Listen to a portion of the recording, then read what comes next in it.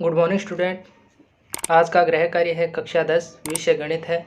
अध्याय हमारा फर्स्ट और टॉपिक है अप्रिमेय संख्याएं। तो चलते हैं हम अपने पहले प्रश्न की तरफ। पहला प्रश्न है परिमेय तथा अप्रिमेय संख्याओं में अंतर स्पष्ट कीजिए। उत्तर होगा हमारा परिमेय संख्याएं। परिमेय संख्याएं वो होती है जिन्हें P/Q के रूप में लिखा जा सकता है, जहां पर Q की वैल्यू 0 नहीं होनी चाहिए। एग्जाम्पल के तौर पर बात की जाए तो 22/5 / 3.14।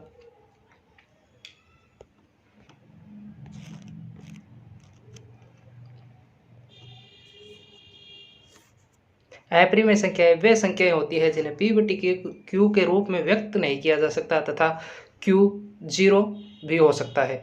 एग्जाम्पल की बात की जाए तो यहाँ पाई या फिर सभी अभाज्य संख्याएं।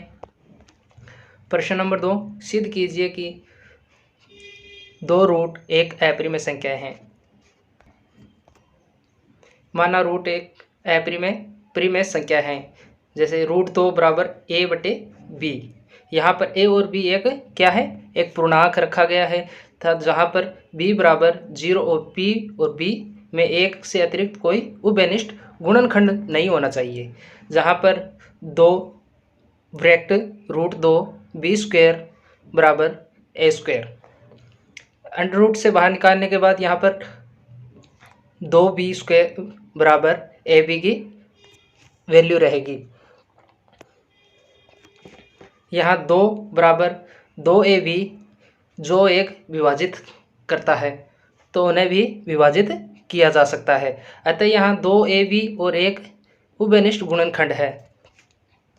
जैसे एग्जाम्पल के तौर पर बात की जाए तो यहाँ पर माना a = r ले लिया हमने, 2b =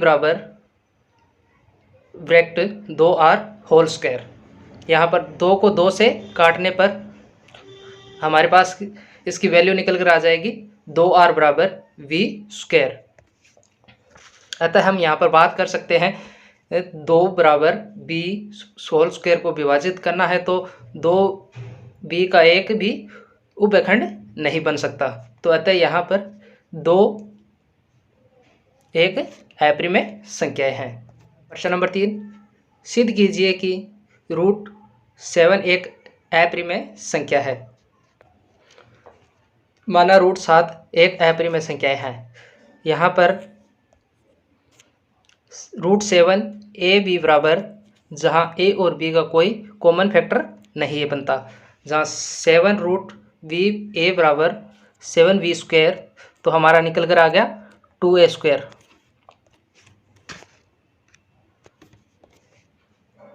7a²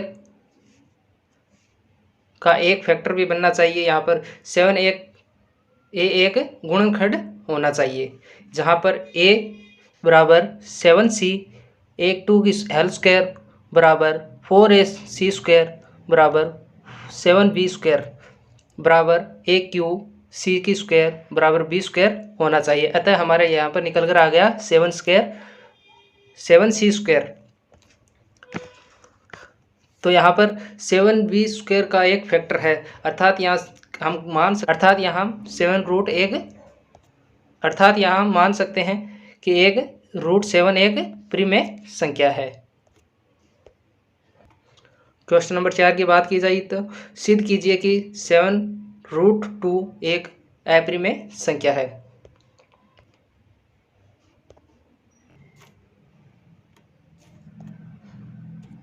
उत्तर नंबर 4, माना 7√2 एक परिमेय संख्या है, जहाँ पर 7√2 बराबर P/Q के रूप में व्यक्त किया जाता है, जहाँ P और Q एक अभाज्य संख्या है, जहाँ पर √2 बाहर निकालने पर बराबर P/7Q के रूप में व्यक्त किया जाता है।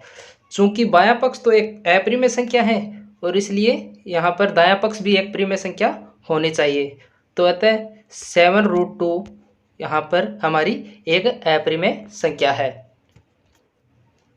क्वेश्चन नंबर 5 की बात की जाए तो यहाँ पर सिद्ध कीजिए कि 3 - 5√5 एक अप्रिमेय संख्या है।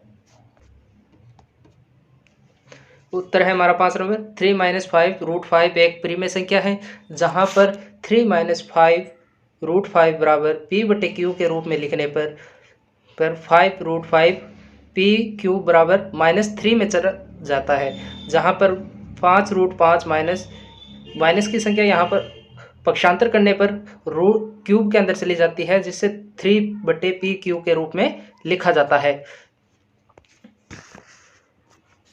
जहाँ पर p √5 बराबर 3p क्यूब एक उभयनिष्ठ खंड के रूप में निकलकर बाहर आता है। अर्थात यहाँ पर दोनों पक्षों का पक्षांतर करने पर 5√5 यहाँ पर निकल कर आ गया और 3 - p/q के रूप में व्यक्त होना चाहिए। चूंकि √5 एक अपरिमेय संख्या होने के कारण अतः